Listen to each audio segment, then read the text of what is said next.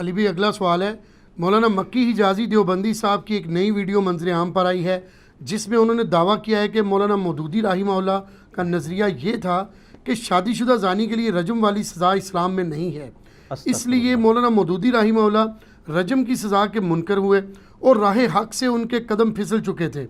مولانا مکی دیوبندی صاحب کا یہ دعویٰ کہاں تک درست ہے؟ پلیز وضاحت فرما دیں۔ یہ جو مولانا مکی صاحب ہے نا، حافظہ اللہ تعالی من الجنت والناس، ان پہ آج کل شیاطین جن اور شیاطین انس کا حملہ ہوا ہے، اور کس قسم کی ولگر سوالات کی ان کی ویڈیوز آ رہی ہیں جو خود دیوبند مکتبہ فکر کے لیے بھی شرمندگی کا باعث بنے ہوئی ہیں۔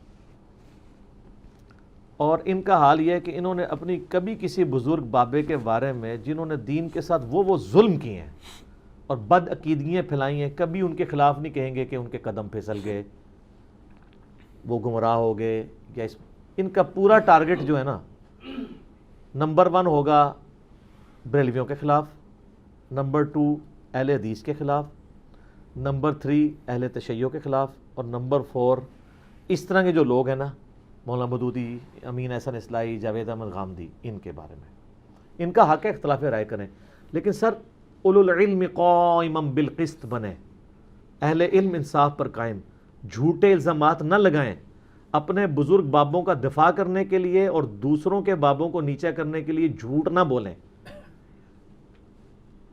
اب دنیا پڑھ لکھ گئی ہے، لوگوں کے سامنے تفہیم القرآن ہے، آپ کس طرح یہ جھوٹا الزام لگا سکتے ہیں ان کے اوپر؟ اب میں کیسے کہہ دوں کہ آپ کا سلپ آف ٹنگ ہو گیا؟ اگر سلپ آف ٹنگ ہے تو ہماری ویڈیو کے بعد آپ رجوع ریکارڈ کروائیں۔ اور میرے بارے میں جو انہوں نے باتیں کی تھیں آپ کو پتہ ہی ہے، تو میں نے پھر پوری طبیعت صاف کی تھی، قادیانیت تک کا الزام لگایا میرے اوپر، ٹھیک ہے؟ وہ آپ یوٹیوب پہ میرا کلپ دیکھیں، مکی حجازی کی حقیقت، ان کی ویڈیو پروف کے ساتھ انڈرسٹینڈ اسلام کے اوپر اپلوڈ ہوا ہے، ہمارے بھائی نے کیا ہے۔ ہم تو نہیں وہ کاپی رائٹس کی وجہ سے لگاتے، ہم نے بھی کیا تھا لیکن وہ ویڈیوز کے بغیر تھا، وہ آپ جا کے دیکھیں، شیخ مکی حجازی کی حقیقت، ایک ایک ویڈیو کے ساتھ جواب دیا ان کی باتوں کا۔ اب انہوں نے یہ جو اس وقت محاذ پکڑا ہوا ہے نا، وہ فرقہ دیوبندیہ کو بچانے کے محاذ پہ کھڑے ہوئے ہیں، اور عجیب جو ان کے دماغ میں آتا ہے، انہوں نے کہیں جوانی میں کوئی بات پڑھ لی تھی، کسی اور کے بارے پڑھی تھی، کسی اور پہ فٹ کر دیتے ہیں۔ سر اگر آپ کے اس وقت یعنی یاداشت میں کوئی ایشو آ گیا تو آپ تھوڑی تیاری کر کے بیٹھیں، آپ وہی باتیں کریں جو میرے خیال ہے وہ آپ جو بغیر قرآن و حدیث کے دلائل کے جو ولگر قسم کے کوسچنز کو ایڈریس کرتے ہیں، آپ وہی کام جاری رکھیں، چاہے لوگوں کے لیے ایک جو ہے وہ ایک وہ سٹیج ڈرامہ تو بنا ہی ہوا ہے نا، وہ بنا رہے گا۔ دینی مسائل کو آپ ڈسکس نہ کریں، کیونکہ آپ دینی مسائل ڈسکس کرتے ہیں تو بغیر دلیل کے یہ بتائیں کس جگہ مولانا مودودی نے رجم کی سزا کا انکار کیا ہے۔ میں آپ کو دعوے سے کہتا ہوں علی وجہ بصیرت کہ جو رجم کی سزا کے اوپر جتنے علمی اعتراضات کیے گئے تھے ان کا علمی جواب انٹلیکچوئل لیول پہ جا کے جو مولانا مودودی نے تفہیم القرآن میں دیا ہے نا، کسی اور عالم دین نے دیا ہی نہیں ہے۔ جو بندہ رجم کی سزا کے ڈیفینڈ ہونے کے اوپر تفہیم القرآن میں لکھ رہا ہے، سورۃ النساء کی آیات کے کانٹیکسٹ میں، سورہ نور کی آیات کے کانٹیکسٹ میں، اس بندے پہ آپ یہ الزام لگا رہے ہیں، اس سے آپ کو اندازہ ہو جائے گا کہ ان کا مقصد ڈی فیم دوسروں کو کرنا ہوتا ہے۔ لیکن چونکہ آپ تو دنیا بدل چکی ہے، کیوں؟ کہ دنیا میں نعرہ ہے کہ نہ میں وابی نہ میں بابی، میں ہوں مسلم علمی کتابی۔ پہلے تو آپ کے لوگ جو ہے سامنے وہ جو ہے نا وہ خاموش تماشائی بن کے سنتے رہتے تھے، بے زبان بیٹھے رہتے تھے۔ اب تو لوگ کہتے ہیں سر کہاں لکھا ہے، پھر لوگ ہم سے بھی رابطہ کرتے ہیں، دین میں کوئی مسئلہ ڈسکس ہوتا ہے سب سے پہلے یہاں لوگ رابطہ کرتے ہیں اور پوچھتے ہیں۔ اس حوالے سے مجھے بلکہ ایک ای میل بھی آئی ہوئی ہے، باقاعدہ پوچھا گیا، تو میرے بھائی یہ بالکل جھوٹ ہے۔ آپ تفہیم القرآن میں چلے جائیں، سورہ نور پارہ نمبر 18 کی تفسیر نکالیں، شروع کی آیات کی مولانا مودودی رحمہ اللہ تعالیٰ نے اتنے بہترین انداز میں رجم کی سزا کا مقدمہ پیش کیا ہے۔ انہوں نے یہ بتایا ہے کہ اگرچہ قرآن میں زانی کی سزا جو ہے وہ 100 کوڑے آئی ہے، لیکن یہ اس زانی کے لیے ہے جو غیر شادی شدہ ہے۔ جو کہ منکرین حدیث ہیں ان کا موقف یہ ہے کہ زانی کی سزا یہ ہے چاہے وہ شادی شدہ ہو خواہ غیر شادی شدہ ہو۔ تو اس کے رد میں مولانا مودودی نے ان کو ایون تورات سے لا کے آیات کتاب الاستثناء چیپٹر سے پیش کی ہیں کہ یہودیوں کے ہاں بھی قتل کی سزا، رجم کی سزا موجود تھی، جو ابو داؤد میں پورا چیپٹر ہے نا، وہ حدیث نہیں ہے نبی علیہ السلام وہ رجم کی سزا کے لیے آپ کو سنن ابی داؤد میں حدیث آتی ہے نا، بلایا تھا تو نبی علیہ السلام نے کہا تورات لاؤ تو میں فیصلہ کرتا ہوں. تورات لائی گئی تو نبی علیہ السلام کو انہوں نے ایک گدی پہ تکیے پہ بٹھایا ہوا تھا. نبی علیہ السلام خود زمین پہ بیٹھ کے تکیہ پیٹ کے نیچے سے نکال کے سامنے رکھی اور اس کے اوپر وہ تورات رکھی جو یہودی لے کے آئے تھے، اور کہا کہ میں ایمان لایا اس کتاب پر اور اس کے نازل کرنے والے پر. حالانکہ ٹیمپرڈ کتاب تھی، اتنا احترام کیا. اور آپ اپنے ساتھ ایک صحابی لے گئے تھے جس کو عبرانی زبان آتی تھی، ہیبرو لینگویج. تو جب وہ رجم کی سزا والی آیات آئیں تو اس نے اوپر ہاتھ رکھ لیا یہودی عالم نے. تو انہوں نے کہا یا رسول اللہ اس کے نیچے لکھا ہوا ہے. وہ نکل آیا اور پھر رجم کیا گیا. یہ پورا رجم کے اوپر چیپٹر ہے ابو داؤد کے اندر. بخاری مسلم میں کئی احادیث ہیں رجم کی سزا پہ. تو مولانا مودودی نے نہ صرف یہ کام کیا کہ انہوں نے اس سزا کے اوپر جو اعتراضات ہیں وہ دیے، بلکہ انہوں نے شریعت موسوی سے بھی اس کو ثابت کیا کہ شریعت موسوی کی کنٹینیوشن ہے شریعت محمدیہ صلی اللہ علیہ وآلہ وسلم، تا وقت ہے کہ کسی کو ڈینائی نہ کر دیا جائے کسی بات کو. تو ان کا ڈینائل کوئی نہیں آیا، اور بخاری مسلم میں درجنوں احادیث ہیں. بلکہ انہوں نے کہا اس کے اوپر اجماع ہے اور اس کا انکار صرف خوارج نے یا معتزلہ نے کیا ہے. باقی انہوں نے کہا خلفائے راشدین کے دور میں یہ اجماع یہ سب کچھ چلتا آ رہا ہے، اور جن لوگوں نے انکار کیا ان کی باتوں کو انہوں نے جواب دیے ہیں. بعض لوگ وہ سورہ نساء سے لے کے آتے ہیں نا، غامدی صاحب کا بھی یہ موقف ہے، امین حسن اصلاحی صاحب کا بھی. وہ کہتے ہیں سورہ نساء کے اندر آیا نا 5ویں پارے کے سٹارٹ میں کہ جو غلام عورت ہے نا، وہ جو لونڈی اگر وہ زنا کرے تو اس کو جو آزاد عورت ہے نا اس سے آدھی سزا دی جائے گی. تو انہوں نے کہا کہ یہاں پہ محسنہ کا لفظ آیا اور محسنہ سے مراد شادی شدہ عورت ہوتی ہے. تو اگر شادی شدہ عورت کی سزا سنگسار ہو تو سنگسار تو آدھا ہو نہیں سکتا. تو وہ کہتے ہیں سورہ نساء کی اس آیت کے تحت یعنی جو منکرین رجم کی سزا کے ہیں وہ کہتے ہیں کہ اس کا مطلب ہے کہ رجم کی سزا ہے ہی نہیں ہے، شادی شدہ کے لیے بھی 100 کوڑے ہیں، تبھی تو جو لونڈی ہے اس کو 50 کوڑے کیونکہ اس کی اتنی تربیت نہیں ہوئی بھی. تو مودودی صاحب نے وہاں سورہ نساء میں بھی جواب دیا ہے کہ اللہ کے بندو یہاں محسنہ سے مراد شادی شدہ محسنہ نہیں ہے، بلکہ وہ محسنہ کہتے ہیں جو حصار میں ہو، قلعے میں ہو، جو ایک باپ کے قلعے میں ہے، وہ بھی آزاد عورت ہے. اور انہوں نے کہا اس کی پچھلی آیات اس کی حفاظت کر رہی ہیں کہ وہاں پہ غیر شادی شدہ آزاد عورت کو بھی محسنہ کہا گیا ہے. اور یہ سیم سوال میں نے مولانا اسحاق صاحب رحمہ اللہ تعالیٰ سے بھی 40 کوسچنز میں کیا تھا، اور میں نے کہا تھا مودودی صاحب تو یہ تعویل کرتے ہیں. تو ان کا بیٹا یہی تعویل بنتی ہے، مودودی صاحب ٹھیک لکھتے ہیں. تو میں نے کہا آپ رجم کی سزا کے قائل ہیں؟ ان کا ہاں میں تو قائل ہوں. اور انہوں نے کہا مودودی صاحب نے بالکل صحیح تعویل کی ہے. تو مودودی صاحب نے باقاعدہ تورات سے، بخاری مسلم کی احادیث سے، خلفائے راشدین کے ان ساری چیزوں سے اجماع نقل کیا ہے، اور باقاعدہ ان کو عقلی جوابات دیے. ایک ایک بات وہ پڑھنے والی ہے یار. تفہیم القرآن کی آپ 3ری جلد نکالیں نا تو اس میں آپ سورہ نور کے اندر چلے جائیں اور آپ دیکھیں اس بندے نے تو رجم کی سزا کا دفاع کیا ہے منکرین حدیث کے خلاف. اور یہ شخص عربی لحاظ سے، میں پنجابی والا ظالم نہیں کہہ رہا، عربی میں ظالم اس کو کہتے ہیں جو کسی چیز کو اس کے اپنے اصلی مقام سے ہٹا کے دوسرے مقام پہ رکھتے ہیں. اسی لیے ان الشرک لظلم عظیم کہا گیا ہے. شرک کیوں سب سے بڑا ظلم ہے کہ آپ اللہ کو ہٹا کے مخلوق کے درجے پہ لے ہیں، مخلوق کو اللہ کے درجے پہ، اس کی اصلی حالت سے ہٹا دیں.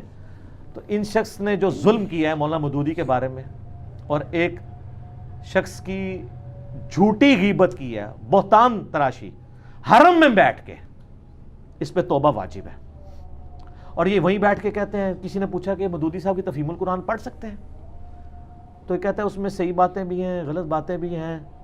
تو آپ ایک طرف سے مفتی شفیع صاحب کی تفسیر کھول لیں، وہ دیوبندی تقی عثمانی صاحب کے والد صاحب، اور دوسری تفہیم القرآن جو اس سے میچ کرتا جائے وہ آپ پڑھتے جائیں.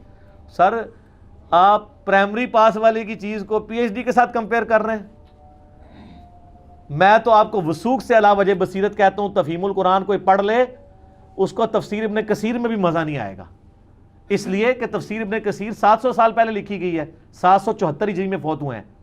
آج کے دور کے کئی مسائل اس میں ایڈریس نہیں ہے، اور مولانا مودودی نے آج کے پڑھے لکھے طبقے تک بات پہنچائی ہے اور ان چیزوں کو بیچ میں کور کیا جو ابن کثیر میں تفسیر میں روایت ہوئی تھی بڑے انٹلیکچوئل لیول پہ.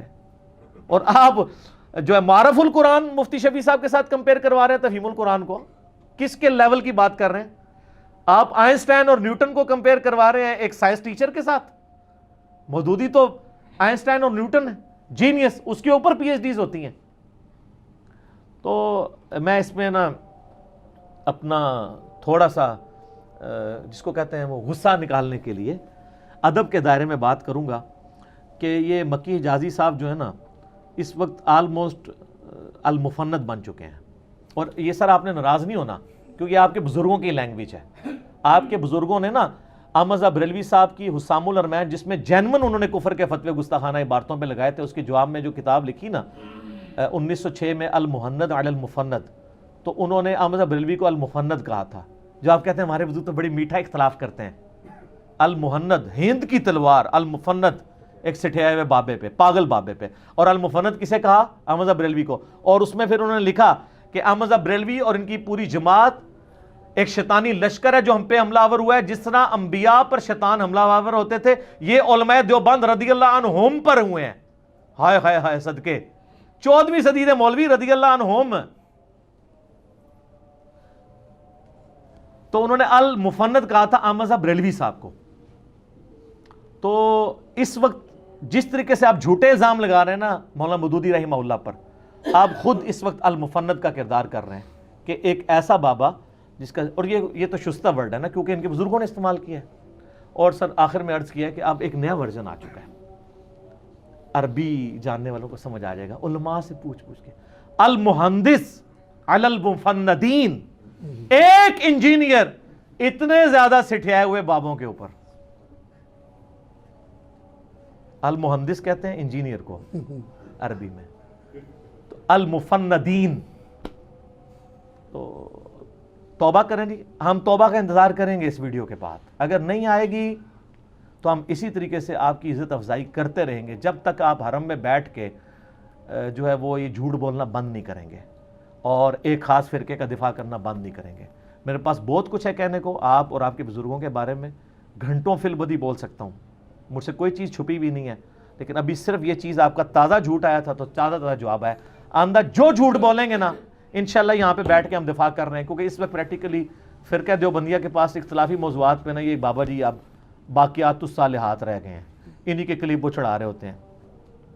تو اس لیے چونکہ ہم نے پہلے بتایا کہ جس کی ویورشپ ہزاروں میں لاکھوں میں پہنچ جائے گی اور اس کے ان کے جس چینل پہ چڑھتے ہیں اس کے سبسکرائبر بھی 1.4 ملین ہے, ہم جواب دیں گے.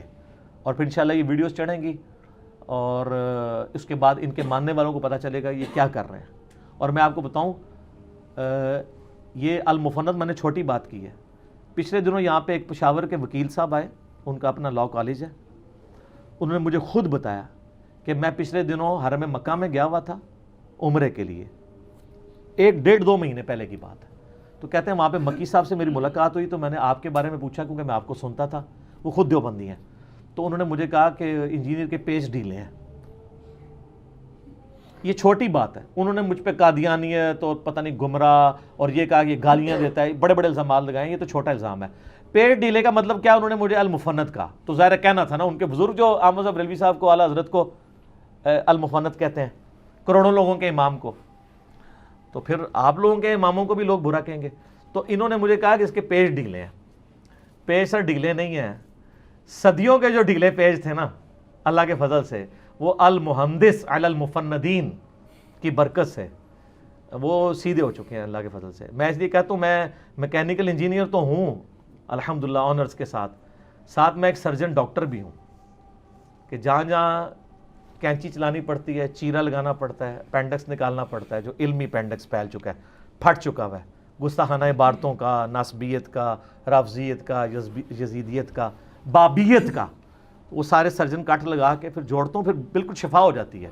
اللہ کا فضل ہے. آپ دیکھ لیں کہ اہل حدیثوں کو دیکھ لیں, انہوں نے توحید کا کام, قبر پرستی کے خلاف بولنا, یہ سب کچھ چھوڑ کے میرے خلاف کلپ چڑھا رہے ہیں. دیوبندیوں کو دیکھ لیں, میرے خلاف کلپ چڑھا رہے ہیں. اب شیعہ کے بھی آگے, اللہ کا شکر ہے آئے ہیں یار, میں بڑا انتظار کر رہا تھا. قادیانیوں کے میرے خلاف آ گئے ہیں, بریلویوں کے بھی آئے ہوئے ہیں. تو یہ سارے کام چھوڑ کے میرے پیچھے لگے ہوئے ہیں, اس لیے کہ ان کو پتہ چل گیا کہ ہمیں ہمارے پیج جو ڈگلے ہوئے تھے نا آگے کسے اس لیے. تو سر اللہ کا فضل ہے, کسے گئے ہیں, انشاءاللہ مزید کسیں گے.